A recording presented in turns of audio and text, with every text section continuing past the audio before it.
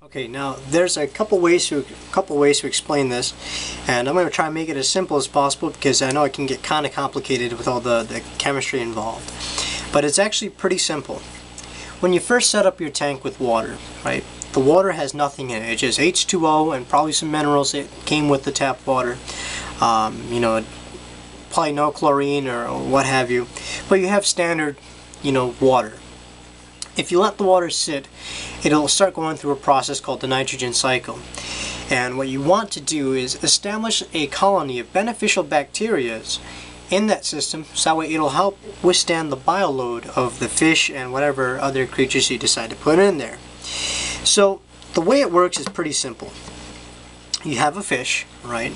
And the fish produces waste and poop and pee from not only from it processing food, but as it breathes, it produces waste from its gills. And so if you have nothing in there, I mean, your filter is fine and all that, but it's not going to really function with just filtration. I mean, you'll get clean, sterile water, but you need bacteria because everything, we all need bacteria to live. We have beneficial bacteria in our body, etc. So the fish produces waste. Now the waste, as it decomposes, turns into ammonia, and then turns into nitrites.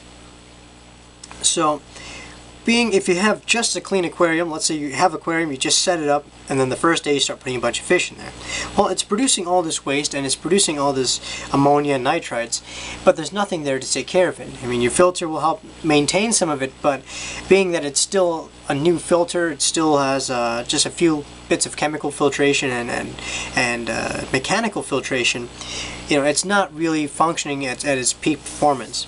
It hasn't matured yet. And so it has all this waste, but with no beneficial bacteria.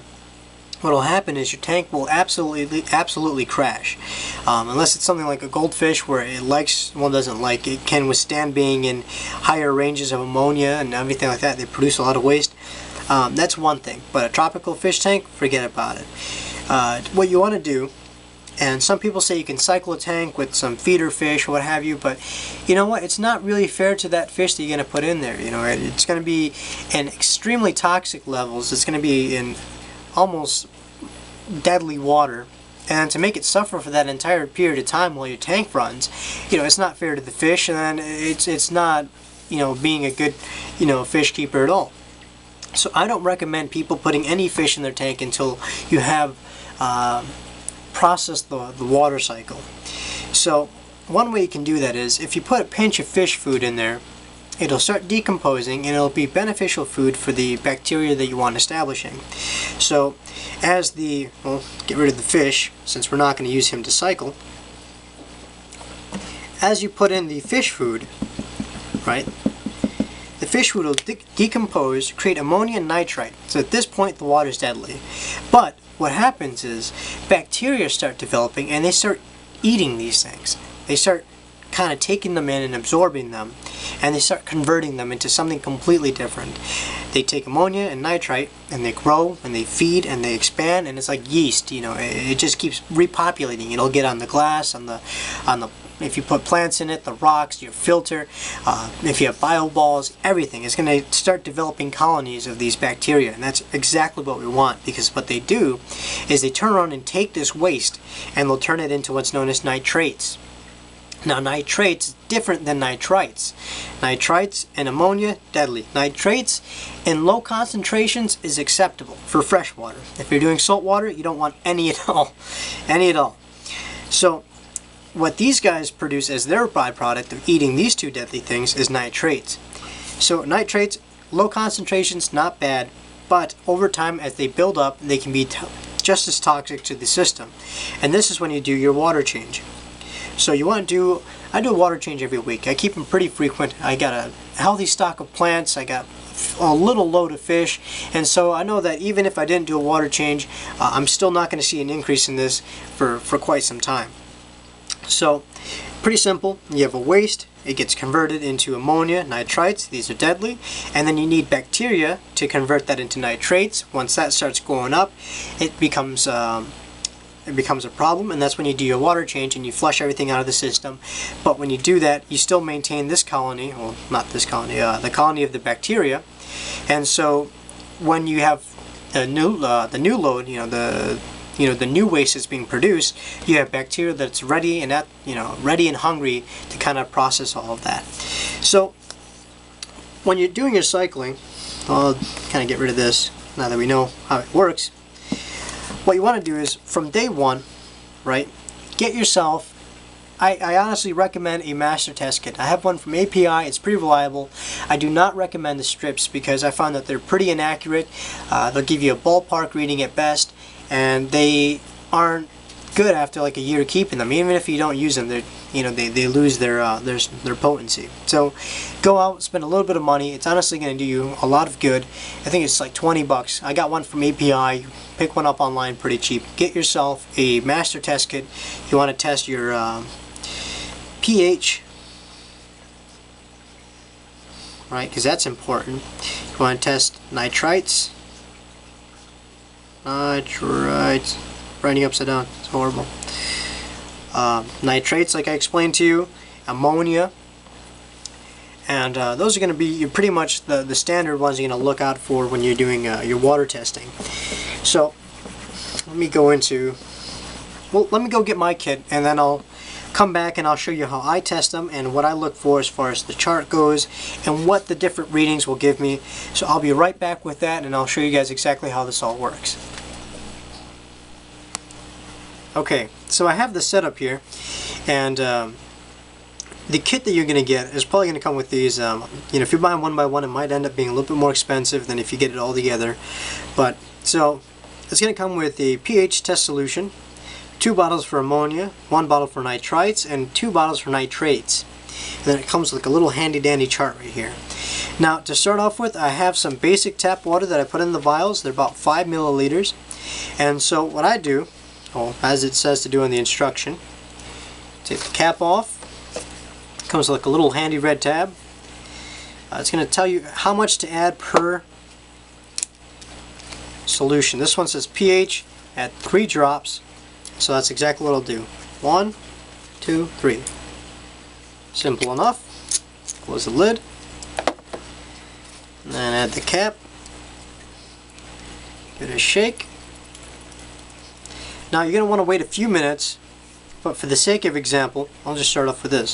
So we have our baseline. That is our baseline tap water pH. And what you do is it has a little chart here. You find the chemical, pH, and line it up. pH is about 7.6 right off the bat. It'll have like a color coordinated chart, and against a white backdrop it'll really show you what you're looking at here. So 7.6, it's not bad. It's a little hard. Well, it's okay, it's acceptable.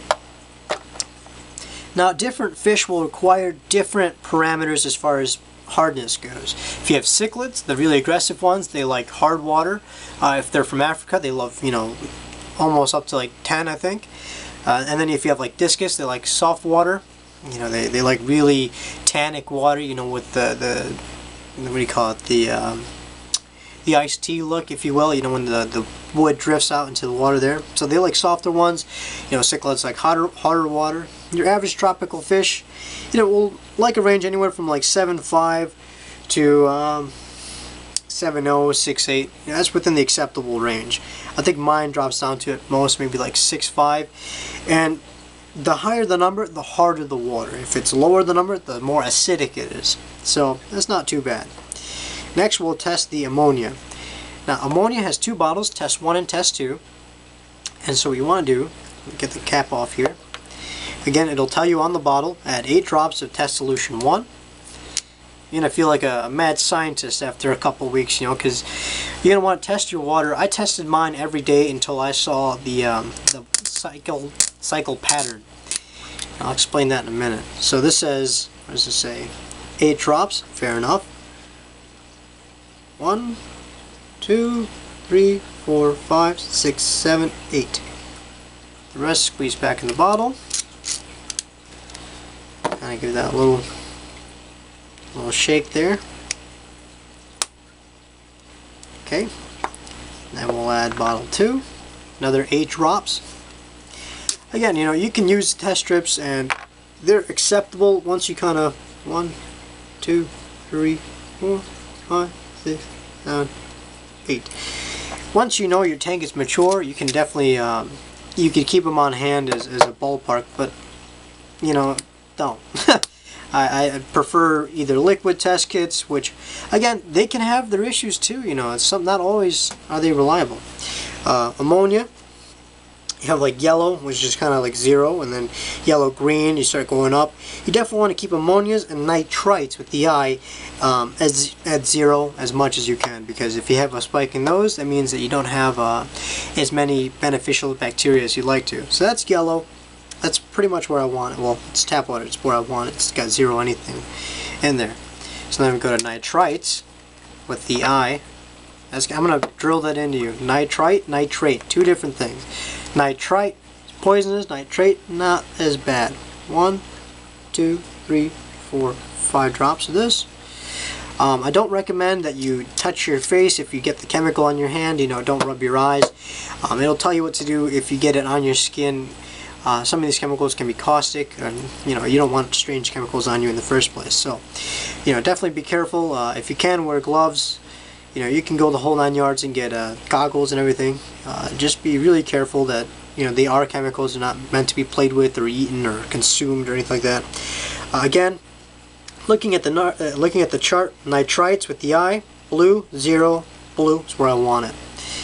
So here we go, nitrates. This is the not as bad one. 10 drops.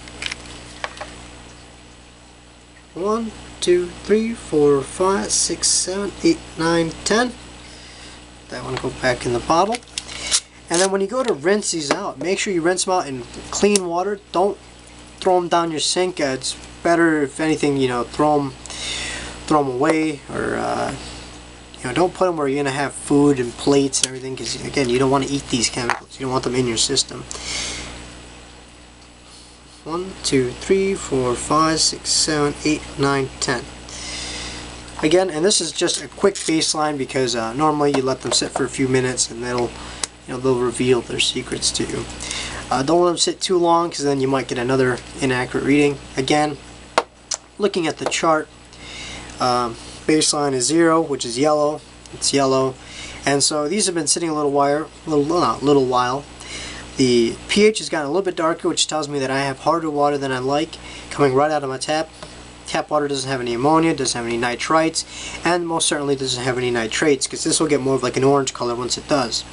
So this will be my baseline. You guys remember this. Ammonia, this can change color because they'll tell you what the hardness is of your water. But for these 3, this is how you want your tank to look. You don't want these 2 for anything, and you don't want this.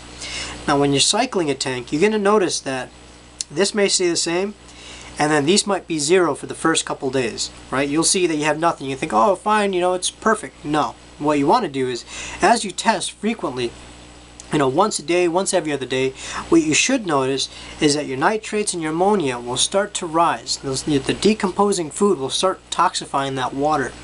And that's actually a good thing, because that is going to provide plenty of food for the beneficial bacteria to kind of kick in, repopulate. You're going to want your tank, I kept mine, I think, 78, 80 degrees.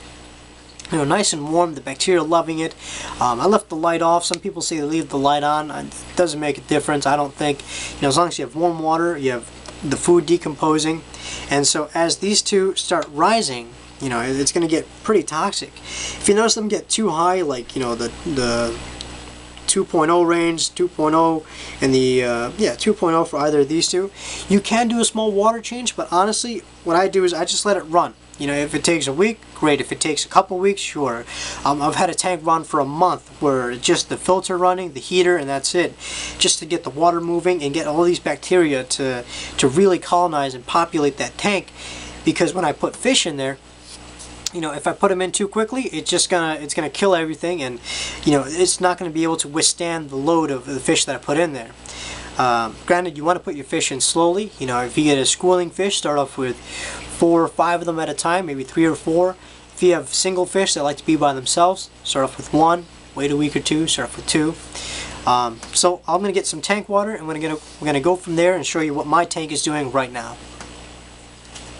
Okay, now these are some samples from my actual 75-gallon grow out display tank here. Now if you've noticed, as a comparison from our baseline, they're not too far off. The pH is still around the same. It's a little bit of a different blue than you've noticed before.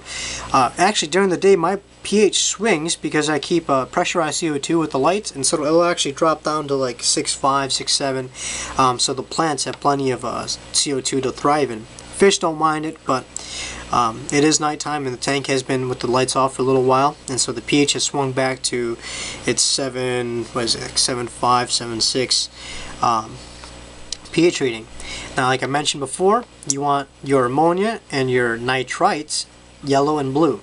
That means that there's virtually no ammonia, no nitrites built up in the tank. Excuse me.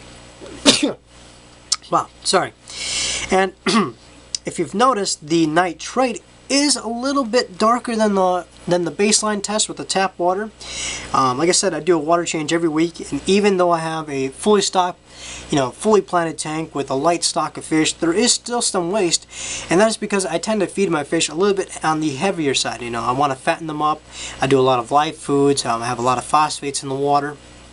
But I do keep a regular scheduled water change every week, and even if I didn't do it this week, the nitrate levels are still showing me that they're still pretty low. They haven't even gotten near toxic or even worrying levels. And so what you want to do is, like I said, test your water. When you cycle the tank, set it all up. Don't add any fish. Add a pinch of fish food, if anything. That's going to rot. It's going to decompose. These two will go up. You'll notice this go more toward purple, and this go more toward, like a dark lime green color. And that's fine when you first start up the tank, because what you'll do is, after you notice that spike, when these are toxic, if you leave it alone, what will end up happening is all that bacteria is going to eat all that waste up, and it's going to bring these levels way back down. It's going to come back to these colors, yellow and blue, and then you'll start seeing this go from a light yellow to more like a dark orange, like a burnt orange, and that means, okay, time for a water change. The bacteria have processed their food here, and this is the bacteria's waste. So next time you set up any type of aquarium, get yourself a test kit. It's a little bit of an investment, but it's going to be an investment bettering your hobbying skills. If you ever have any problem, you can refer to your kit, see what's wrong with your tank, see if any of these levels are wrong. If you're getting a spike in some of these, you'll notice that something's decomposing, something's causing these to rise. It's time for a water change, or especially if you're going back to your local fish shop and you're saying, hey, I have a problem. First thing they're going to ask you is, what are your levels? What's the temperature? What's the pH? Are you noticing any of these? And so these are going to be your little guides, your hints to let you know what the problem is in your tank. So I hope you guys enjoyed this video. I have more coming out. I've been working on a few more projects. I've set up a saltwater tank, a terrarium, and I'm just kind of experimenting here. Got a lot of things going on. If you haven't already, be sure to subscribe. I really recommend that you do. Check me out on Aquatic Universe. Got a Facebook page coming up. Whole lot of stuff in the works, and I promise you guys more videos are coming up soon. Contest details are working out, and so keep an eye out for those. And let me know what you guys think of this video, and I will talk to you guys again very shortly. Thank you.